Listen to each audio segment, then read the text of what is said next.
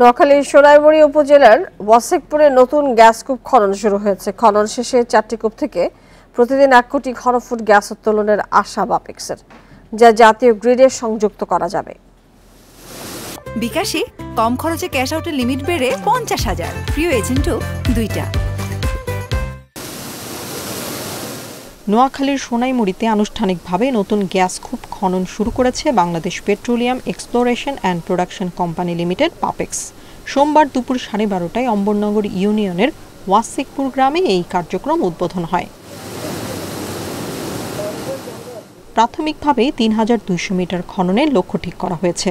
এর 4টি স্তরেই প্রাকৃতিক গ্যাস মিলতে পারে বলে আশা বাপেক্সের। কর্মকর্তারা বলছেন, খনন শেষে প্রতিদিন মিলতে পারে 1 কোটি ঘনফুট গ্যাস, যা বাখরাবাদের মাধ্যমে জাতীয় গ্রিডে সংযুক্ত করা যাবে। আমাদের এই বেগমগঞ্জ 4 ওয়েস্ট মূল্যায়ন কাম উন্নয়ন কূপ খনন উদ্বোধন ঘোষণা করা হলো। আমরা অতি শীঘ্রই এখান থেকে ড্রিলিং শেষ করে ইনশাআল্লাহ গ্যাস পাবো বলে আশা করতেছি। 120 দিনে খনন শেষ করার লক্ষ্য নির্ধারণ হলেও এর আগেই পরীক্ষা নিরীক্ষার পর সুখবর দেওয়া যাবে বলে আশা করছে বাপেক্স।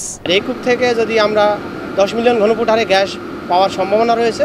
যদি আমরা সফলজনকভাবে উত্তোলনযোগ্য হয়, আমরা গ্যাস পাই, তাহলে 10 মিলিয়ন ঘনফুট হারে গ্যাস জাতীয় গ্রিডে যোগ হতে পারে। আমাদের খনন কাজ খননের 90 দিন এবং ডিএসটি টেস্টিং 30 দিন, টোটাল 120 দিন। কিন্তু আমরা আশা করি সমস্ত কাজই ইনশাল্লাহ আমরা 90 দিনের মধ্যে শেষ করার চেষ্টা করব। গত 22 এপ্রিল ওয়াসেকপুর গ্রামে নতুন এই গ্যাস কূপ খননের জন্য ড্রিলিং রিগ স্থাপন করে বাপেক্স।